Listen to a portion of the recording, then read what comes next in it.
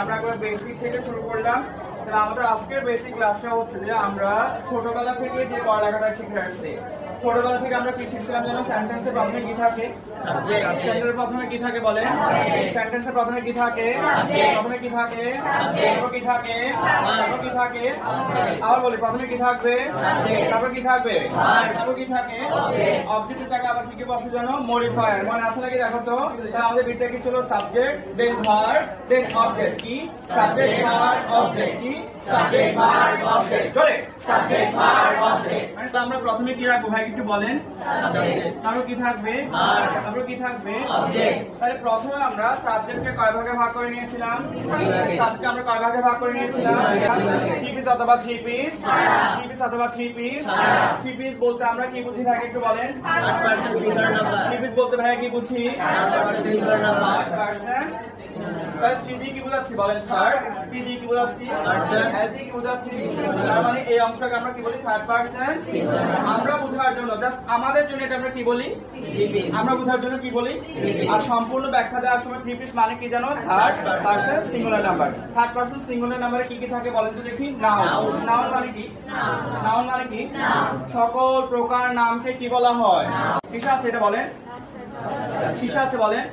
Three আছে। তাহলে কিসে আছে এটা বলেন? এটা কি? মোবাইল। তাহলে নাম বললে কিসে আছে জানো? Three piece.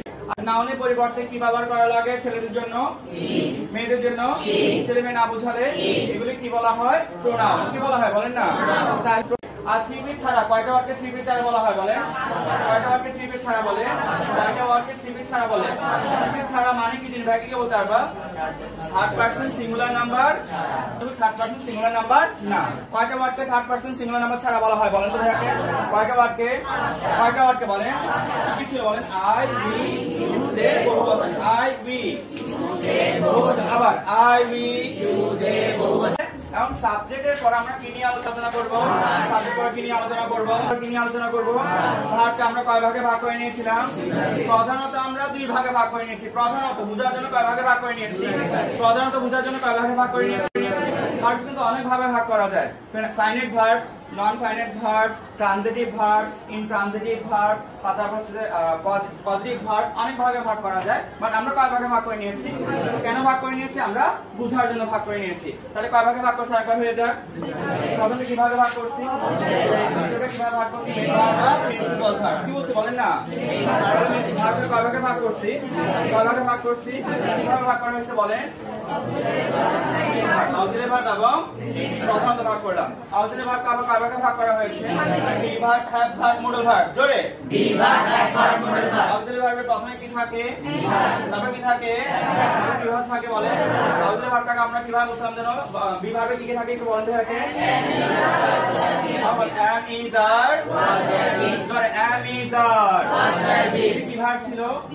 হ্যাভ ভার্বে কি কি থাকে? have, has, have, has, have, has। আর মডেল ভার্ব কয় জোড়ায় ভাগ করছিলাম জানো? কয় জোড়ায়? কয় জোড়ায়? কয় জোড়ায়? shall, should, may, might, must, need।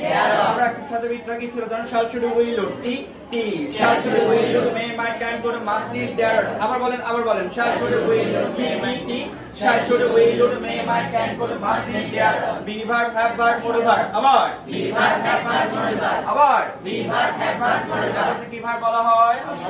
তাহলে আমরা ভার্বটাকে কয় ভাগে ভাগ করে নিয়েছিলাম? প্রথমে কিভাবে ভাগ করে নিয়েছিলাম?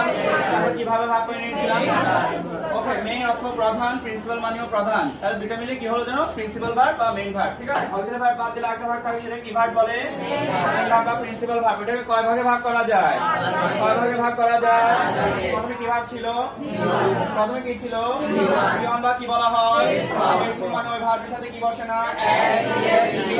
বসে না। মূল যে ভার্বটা থাকে বেস ফর্ম, সেটাকে বলা হয় বি1। ঠিক আছে? বি1 এর পর কি আসছে? বি2কে আমরা গ্রামাটিক্যাল ভাষায় বলি পাস্ট। কি বলি? পাস্ট। কিন্তু আমাদের ভাষায় কি বলি? বি2। আবার বি3 পাস্ট পার্টিসিপল বি3 কে কি বলা হয়? আর আমাদের ভাষায় কি বলি আমরা? গ্রামাটিক্যাল ভাষায় কি বলে? Past participle. তারপর হচ্ছে ভার্বের সাথে ভার্বের সাথে এস বা ভার্বের সাথে এস বা আসুন তাহলে আমরা ভার্বকে কয় ভাগে ভাগ করে নিয়েছিলাম? প্রথমে কি ভাগে ভাগ করে নিয়েছিলাম? অক্সিলারি ভার্ব, মেইন ভার্ব বা প্রিন্সিপাল ভার্ব। অক্সিলারি ভার্ব বাদ দিলে একটা ভাগ থাকে, সেটা কি ভাগ বলে? মেইন ভার্বকে কয় ভাগে ভাগ করা হয়? 5 ভাগে ভাগ করা হয়। প্রথমে কি ভাগ বলছিলাম? V1 কে কি বলা হয়? প্রথমে কি বসে না? তারপরে কি বলা হয়? গ্রামাটিক্যাল ভাষা কি বলা হয়? পাস্ট। তারপরে কি বলা হয়? গ্রামাটিক্যাল ভাষা কি বলা হয়? Past participle. তারপর ভার্বের সাথে এস বা ইয়েস। ঠিক আছে, এইটা হলো আমাদের বেসিক ক্লাস। বেসিক ক্লাসটা অবশ্যই ভালো করে একটু মন দিয়ে পড়বা। আর অবশ্যই যদি তোমরা ক্লাস মিস করো, আমাদের ক্যাম্পাস সাবস্ক্রাইব দিয়ে পাশে থাকবা। ধন্যবাদ।